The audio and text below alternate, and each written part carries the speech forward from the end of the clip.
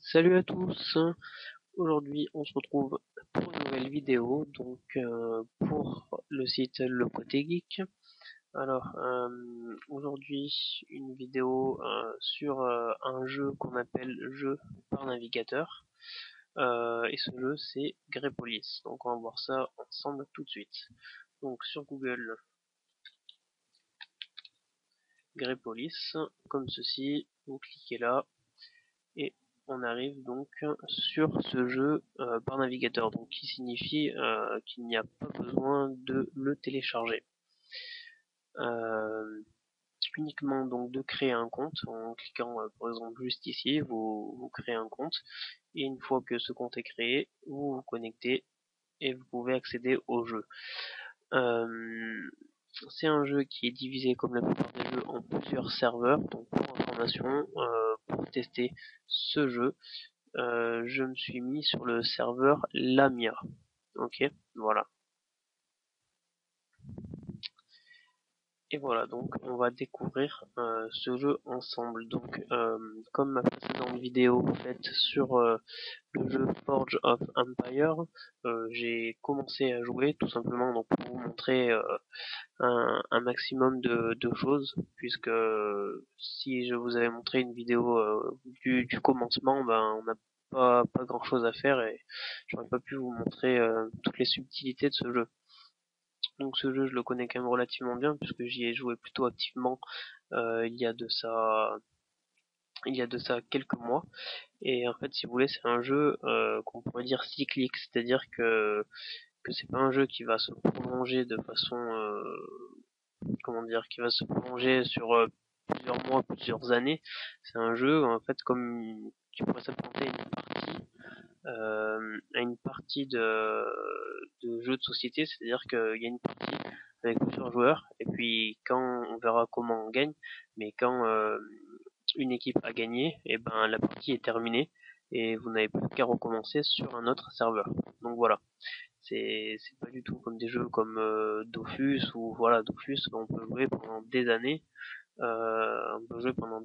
on aura toujours des choses à faire. Là il y a une partie, il y a un objectif, une fois qu'un des joueurs ou plutôt qu'une des équipes a atteint l'objectif, la partie est terminée.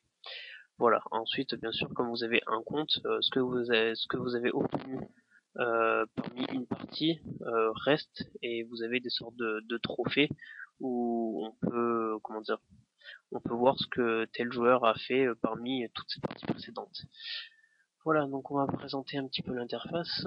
Donc ici, c'est on va dire la map. Okay.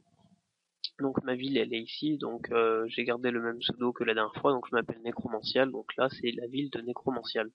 Là c'est une petite île, et donc vous pouvez le voir, sur cette île il y a plusieurs joueurs, donc toutes les petites villes comme ça qui sont au bord, c'est des villes de joueurs. Voilà, la ville de Dragon 410, la ville de Crazy George 124, la ville de Max 3012, etc. etc.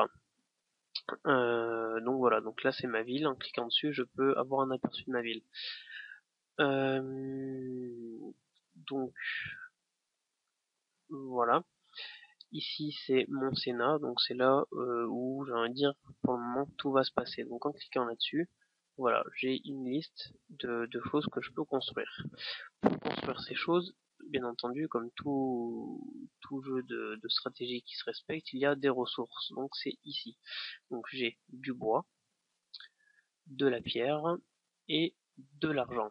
Ensuite, il y a un autre type de ressources qui est la population libre. Voilà, donc pour avancer, comme vous devez vous en douter, il va falloir construire différents types de choses, donc des unités et des bâtiments. Et pour construire ces unités et ces bâtiments, je vais avoir besoin de bois, de pierre et d'argent, ainsi que de la population.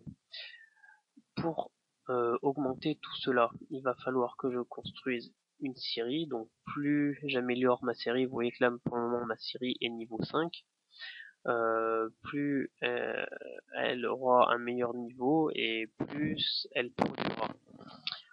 Pour avoir plus de population libre, il faut tout simplement que j'améliore ma ferme. Et voilà, donc en fait, quand vous commencez de base, euh, vous commencez par construire une scierie pour le bois, une carrière pour la pierre, et une mine d'argent pour l'argent. Plus vous améliorez ces trois infrastructures et plus vous aurez de ressources. Ensuite, vous avez la ferme pour la population libre et ensuite tous les autres bâtiments que vous pourrez construire euh, par la suite. Donc par la suite, il y aura donc bien sûr l'entrepôt. Plus vous améliorez votre entrepôt et plus vous avez de la place pour stocker vos ressources. Donc là par exemple, la taille de mon entrepôt est de 2862, donc je peux stocker 2862 de bois. Si je l'améliore niveau 7, et ben je pourrais stocker 3500 par exemple. Voilà. Après on aura les remparts, donc les remparts c'est tout simplement pour se protéger, donc en cas d'attaque, vous avez une sorte de bonus défensif qui vous est accordé selon le niveau de vos remparts, donc très utile.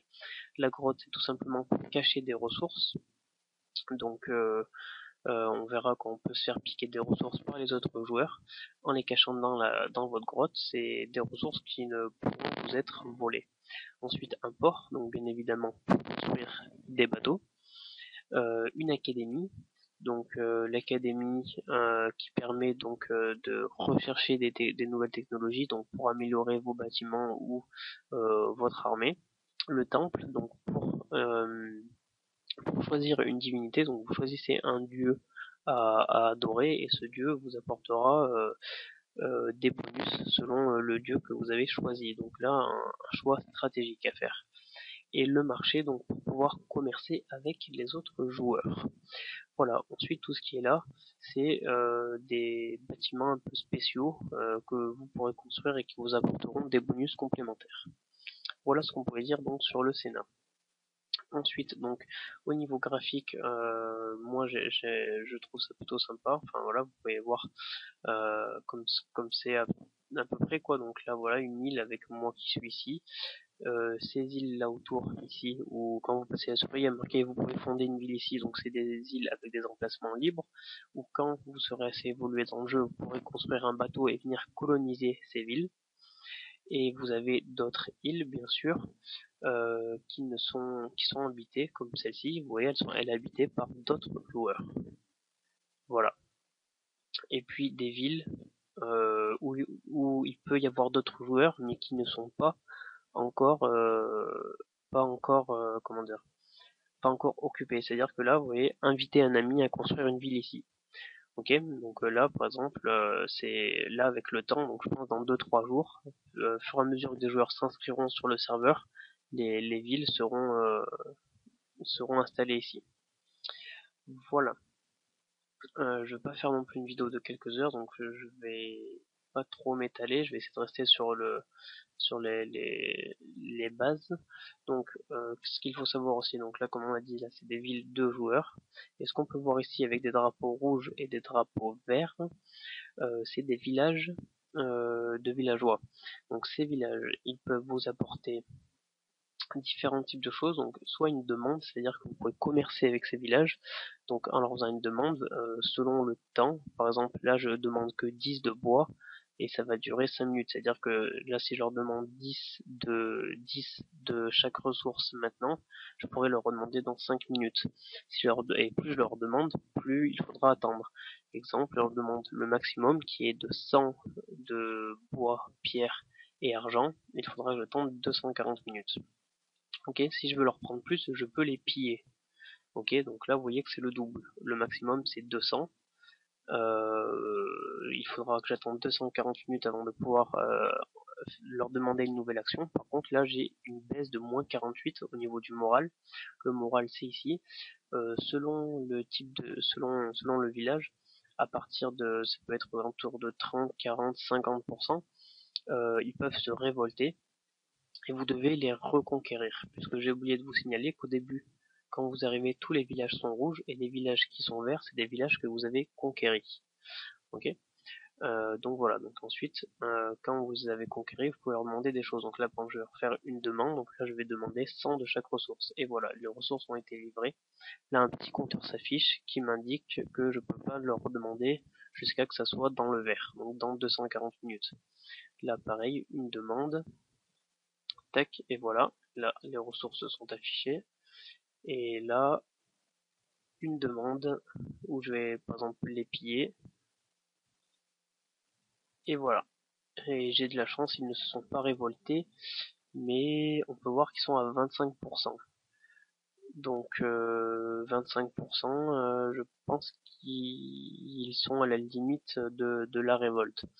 Ensuite, sur ces villages, ce qu'on peut dire, c'est qu'ils ont des niveaux.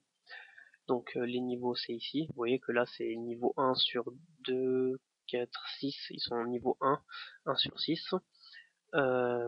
Et pour les faire évoluer, il faut leur donner des ressources. Donc tous les habitants de l'île peuvent donner des ressources aux différents villages pour les faire évoluer. Et plus un village est évolué, et plus il vous livrera de ressources. À un certain niveau, je crois qu'ils peuvent même vous donner des unités, il me semble. Voilà, donc là, vous voyez que là, au niveau du développement, pour passer au niveau 2, il leur faut 1200 de ressources. Et là, pour le moment, il n'y a que 30 de ressources qui leur ont été données. Si je décide de leur donner, par exemple, non, non, en fait, du coup, je leur donnerai rien puisque je n'ai pas énormément de ressources. Voilà. Et puis après, quand on aura construit un marché, on pourra faire du commerce avec ce village. C'est-à-dire, par exemple, leur échanger du bois contre de la pierre contre de l'argent, etc., etc. Voilà ce qu'il y avait à dire sur ces villages. Je pense que c'est à peu près tout. Si on peut faire là les différents onglets, donc aperçu de la ville, c'est ici que vous allez lancer des constructions. Exemple, je clique sur mon Sénat, et là je vais décider d'améliorer ma ferme pour augmenter ma population libre. Donc voilà, là le temps qui s'affiche, donc dans 22 minutes, ça sera terminé aujourd'hui à minuit 32.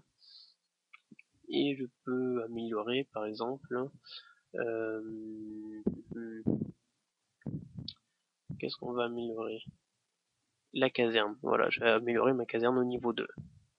Voilà, tout simplement. Les ordres de construction s'affichent ici, donc là on est limité à 2.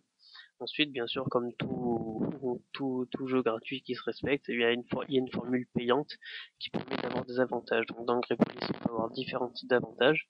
Le premier est par exemple, en se procurant ce qu'ils appellent un administrateur, on peut avoir plus 5 ordres de construction. C'est-à-dire qu'au final, là, on peut avoir 7 hors de construction, c'est-à-dire balancer 7 constructions en même temps. Alors qu'en gratuit, on ne peut en avoir que 2. Donc voilà.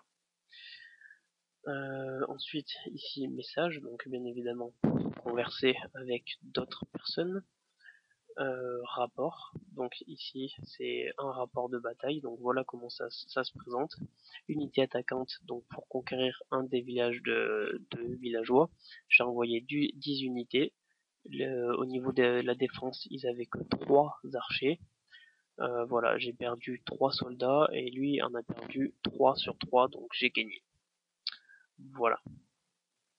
J'ai oublié de vous dire que donc il y a dans les rapports, vous avez les rapports de guerre, de commerce, mais il n'y en a pas encore, publié et filtre. Enfin voilà, différents onglets. Ensuite, forum de l'alliance. Donc quand vous avez une alliance, vous pouvez avoir un forum ici. Euh, donc voilà, donc après le forum vous le créez à votre guise. Euh, les réglages bien sûr. Le profil. Voilà, donc vous pouvez éditer votre profil que les autres joueurs pourront voir comme ceci. On est là, oui. Non. Enfin voilà, vous pouvez le personnaliser avec des petits trucs. Donc, voilà. Là, vous pouvez donc ajouter un blason personnel et ici dans récompenses, il y a donc les récompenses que vous avez acquises sur les différents serveurs auxquels vous avez joué. Ensuite, votre rang. Donc voilà, on peut voir que pour le moment je suis 12 919e avec 373 points, que je fais partie de l'Alliance Les Bienfaiteurs, que j'ai une seule ville et que j'ai une moyenne de 373 points par ville. Voilà.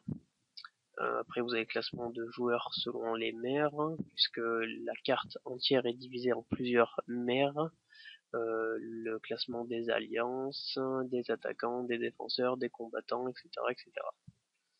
Voilà, ensuite le forum de Greypolis, juste ici,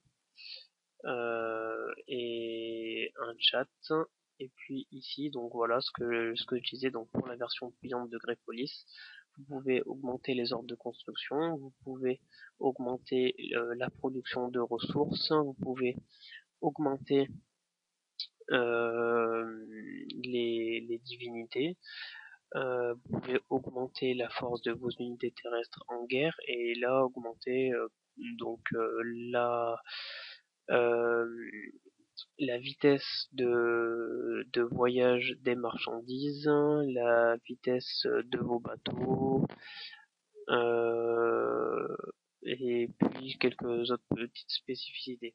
Donc au niveau de ça, moi qui ai quand même joué plutôt beaucoup à ce jeu, au début, vous pouvez très bien vous en sortir en version gratuite, c'est-à-dire sans débourser un seul sou, vous pourrez vous en sortir.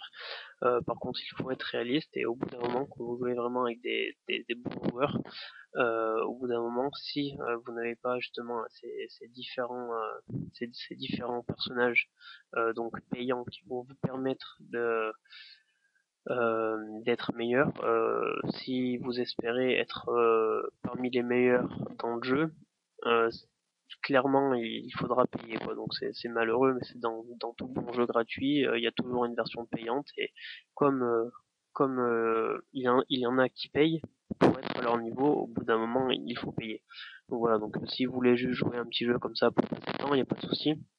Euh, c'est complètement envisageable. Par contre, après, bien sûr, si vous avez des objectifs, que voilà, vous jouez un jeu, c'est pour gagner, pour être le meilleur, là, bien sûr, bah, je pense qu'il faudra passer à la caisse.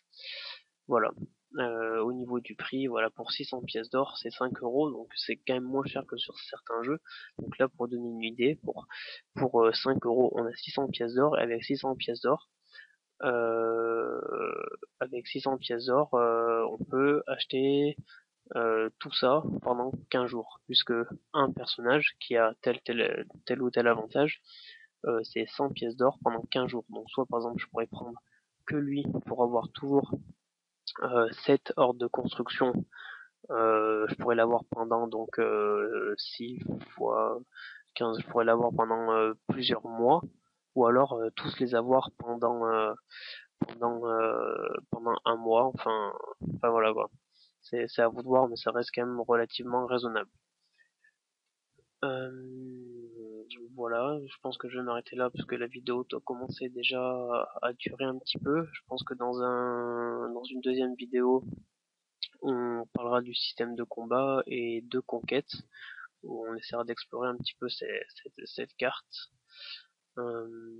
Voilà, je pense avoir tout dit, mais de toute façon, comme d'habitude, si vous avez des questions, des réactions, vous n'hésitez pas. Pour cela, vous avez tous les outils habituels. Donc, vous avez bien sûr le site.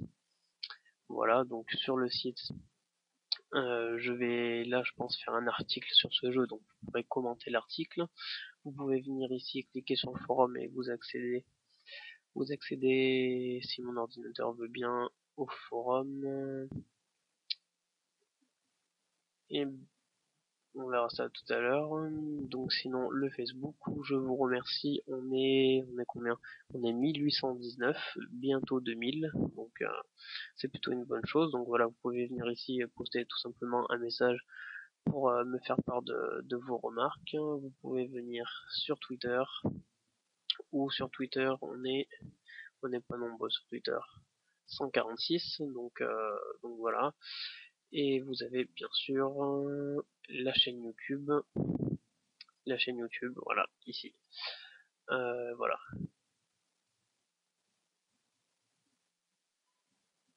Donc, je pense que voilà. on va s'arrêter là. Donc, si vous avez une question ou autre, vous postez un commentaire où vous voulez, là où bon vous semble. Et puis donc on se retrouvera pour une deuxième vidéo que je ferai d'ici, je pense, une petite semaine, histoire que ma ville avance un petit peu et de vous montrer un petit peu la progression, quoi. Voilà. Et ben, je vous dis au revoir. Merci d'avoir regardé la vidéo. J'espère qu'elle vous a plu. Et à la prochaine. Salut!